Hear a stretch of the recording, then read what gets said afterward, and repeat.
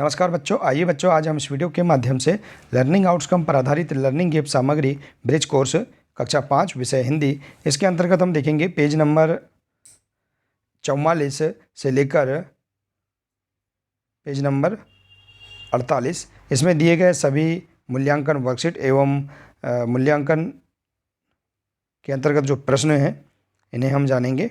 तो आइए देखते हैं सभी अभ्यास वर्कशीट के प्रश्नों के आंसर और अपठित गद्यांश। देखिए यहाँ दिया है पेज नंबर 44 में पाठ्य सामग्री दी गई है, पाठ्य पुस्तक या अन्य वस्तुओं से ली गई कहानी। देखिए इसके अंतर्गत प्रश्न है, अपनी पसंद की पढ़ी या सुनी गई कहानी का अंत बदलकर सार रूप में लिखिए। देखिए आप कहानी का कोई भी कहानी अपने पढ़ी या सुनी कहानी को आप यहाँ लिख सकते हैं। जैसे देखिए संगति का असर। देखिए अब इसे हम इस प्रकार से लिख सकते हैं, हमने यहाँ उदाहरण स्वरूप यह कहानी बताइए, आप अपने अनुसार भी कहानी यहाँ पर लिख सकते हैं। तो देखिए श्याम दो भाई थे, दोनों एक ही विद्यालय में पढ़ते थे और यहाँ तक कि एक ही कक्षा में, किंतु राम पढ़ने में होनहार था या होशियार था, वही उसका भाई श्याम पढ़ने में बचता था और ना ही पढ़ने के ढेरों बहाने ढूंढता था। राम के दोस्त पढ़ने वाले थे और श्याम के दोस्त न पढ़ने वाले थे। वे काम चोरी करते थे। अतः इससे हमें शिक्षा मिलती है। देखिए अतः जैसी संगति में रहते हैं उससे वैसा ही गुण आता है, अर्थात अच्छी संगति का संगत करना चाहिए। तो इस प्रकार से आप यहाँ पर कहानी लिख सकते हैं और भी अन्य कहानी आप अपने अनुसार लिख सकते हैं। ठीक है बच्चों, आइए इसी प्रकार से देखते हैं अगला पेज नंबर 45। इसमें दिया है नीचे लिखी कहानी अधूरी है, अपनी पसंद से इसे पूर्ण करके लिखिए। देखिए कहानी को पढ़ते हैं और नीचे यह कहानी अधूरी है, इसको हम अपने अनुसार पूर्ण करेंगे। दिया है किसी जंगल में एक खरगोश अपने दो साथियों नेवला और चूहा के साथ रहता था। एक दिन की बात है, जंगल में बहुत तेज बारिश हुई, तीनों मित्रों के घरों में पानी भर गया। अब वे तीनों किसी सुरक्षित स्थान पर जाने के लिए पानी में तैरने लगे। तैरते तैरते खरगोश ने एक पेड़ की कोटर में शरण ली।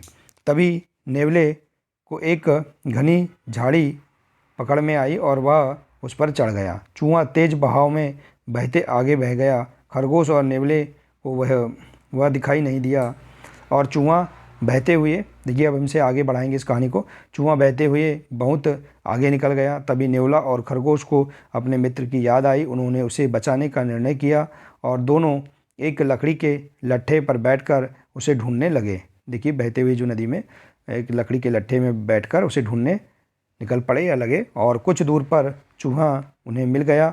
अब तीनों खुश थे। तो इस प्रकार से आप यहाँ पर इस कहानी को अपने अनुसार और भी से आगे आप बढ़ाकर लिख सकते हैं। ठीक है बच्चों, आइए इसी प्रकार से देखते हैं। इसी के अंतर्गत है अगला मूल्यांकन 11। देखिए इसमें दिया है चित्र को देखकर अपने मन मुताबिक कविता या कहानी लिखिए। यहाँ चित्र दिया है, इसको देखकर आप कहानी अपने अनुसार बना सकते हैं। जैसे देखिए चित्र में क्या क्या हो रहा है इसे आप बता सकते हैं। देखिए कहानी बना सकते हैं। एक गांव था जिसका नाम सुंदर नगर था, यहाँ पर बहुत से लोग रहते थे।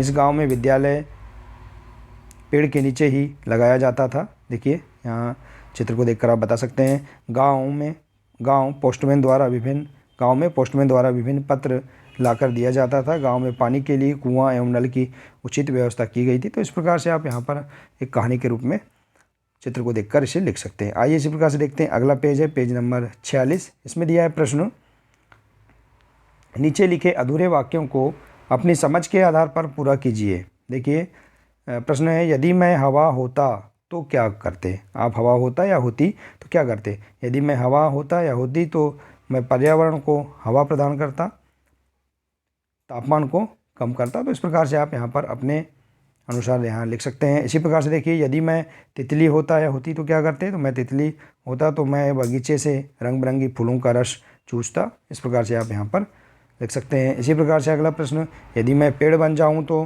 क्या करते। देखिए तो यदि मैं पेड़ बन जाऊँ तो पर्यावरण को शुद्ध रखता, सभी को जीवनदायी ऑक्सीजन प्रदान करता, वर्षा करता। और इसी प्रकार से यदि मैं सरपंच बन जाऊँ तो मैं गाँव में मंदिर, पानी की व्यवस्था, शौचालय का निर्माण एवं सभी काम जल्द से जल्द पूर्ण कराता है। इस प्रकार से आप अपने अनुसार लिख सकते हैं।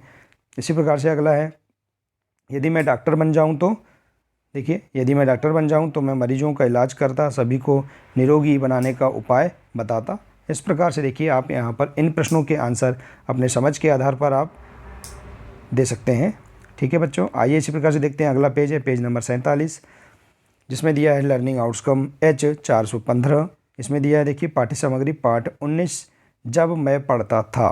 तो हम देखिए इस पाठ्य सामग्री को पहले हम पढ़ लेंगे, फिर इसके अंतर्गत नीचे दिए गए प्रश्नों के आंसर आसानी से दे सकते हैं। दिया है, बात उस समय की है जब हेडमास्टर कड़ा अनुशासन रखते थे, फिर भी वे विद्यार्थियों के लिए प्रिय थे। वे स्वयं ठीक काम करते और दूसरों से भी ठीक काम करवाते थे। पढ़ाते अच्छे थे। उन्होंने ऊपर की कक्षा के लिए व्यायाम और क्रिकेट अनिवार्य कर दिए थे। मेरा मन इन चीज़ों में नहीं लगता था। अनिवार्य होने से पहले मैं कभी व्यायाम करने, क्रिकेट या फुटबॉल खेलने गया ही नहीं था। वहाँ न जाने मेरा संकोची स्वभाव भी एक कारण था। अब मैं देखता हूँ कि व्यायाम के प्रति अरुचि मेरी गलती थी। उस समय मेरे मन में गलत विचार घर किए हुए थे। व्यायाम का शिक्षण के साथ कोई संबंध नहीं है। बाद में समझा कि पढ़ने के साथ साथ व्यायाम करना भी बहुत ज़रूरी है। तो इस प्रकार से आप यहाँ पर इस पाठ का अध्ययन कर लेंगे। आइए इसके अंतर्गत हम प्रश्न देखते हैं।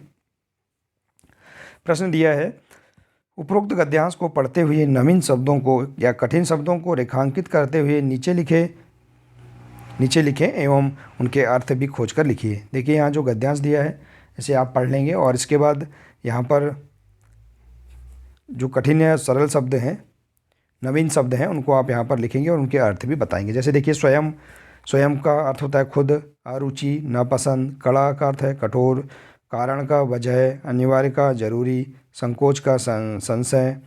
इसी प्रकार से व्यायाम का कसरत, विचार का भाव। तो इस प्रकार से आप यहाँ पर नए शब्द या कठिन शब्दों को लिखकर उनका अर्थ बता सकते हैं। ठीक है बच्चों, आइए इसी प्रकार से देखते हैं। अगला प्रश्न है, देखिए पेज नंबर 48 में दिया है अगला प्रश्न, रेखांकित किए गए शब्दों से वाक्य बनाकर दिए गए स्थान पर लिखिए। देखिए अब हम जो हमने रेखांकित शब्द हैं उन पर हम वाक्य बनाएंगे। जैसे विचार, तो हमें अच्छे विचार रखना चाहिए, ऐसा वाक्य बना सकते हैं आप। देखिए स्वयं के बारे में वाक्य बनाएंगे, वह स्वयं पुस्तक पढ़ता है। संकोच के बारे में आप वाक्य इस प्रकार से बना सकते हैं, अनुशासन और अनिवार्य। तो इस प्रकार से आप यहाँ पर रेखांकित शब्दों से वाक्य का निर्माण भी अपने अनुसार आप कर सकते हैं। आइए इसी के अंतर्गत देखते हैं मूल्यांकन 12। इसमें दिया है देखिए, पाठ्यपुस्तक या पुस्तकालय की पुस्तकों में दी गई पाठ्य सामग्री से नवीन शब्द लेकर नीचे दिए खाने में लिखें एवं उन शब्दों से अपनी कल्पना के आधार पर लेखन कार्य करें। निबंध, कविता, छोटी कहानी या लेख।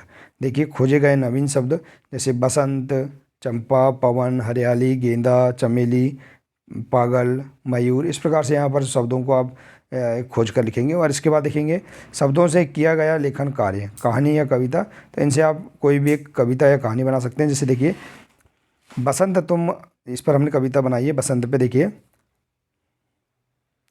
बसंत तुम आते थे, हरियाली लाते थे। देखिए चंपा चमेली रंग गेंदा भी फूले थे, अमुआ की डाली पर डाले फिर झूले थे। तो इस प्रकार से देखिए आप यहाँ जो शब्द हैं इन शब्दों से भी आप एक कविता या कहानी या निबंध लिख सकते हैं। ठीक है बच्चों, तो देखिए बच्चों इस प्रकार से हम यहाँ पर बहुत ही सरल तरीके से मूल्यांकन 11 और 12 के प्रश्नों को भी हम पूर्ण कर सकते हैं और इसके अंतर्गत दिए गए गद्यांशों को पढ़कर प्रश्नों के आंसर भी सरल तरीके से हम दे सकते हैं। देखिए बहुत ही सरल वर्कशीट दी गई है यहाँ पर। तो बच्चों आशा है कि आपको इसके अंतर्गत सभी अभ्यास वर्कशीट एवं मूल्यांकन वर्कशीट के प्रश्नों के आंसर समझ में आ गए होंगे। तो देखिए बच्चों यदि आप इसी प्रकार से आगे के और भी अन्य सभी विषयों के वीडियो देखना चाहते हैं तो आप हमारे इस चैनल को सब्सक्राइब कर लें, बेल आइकन को प्रेस कर लें ताकि आने वाले सभी वीडियो आप तक पहुंचते रहेंगे। तो बच्चों आज के लिए सिर्फ इतना ही है, मिलते हैं इसी प्रकार से नए वीडियो के साथ। नमस्कार।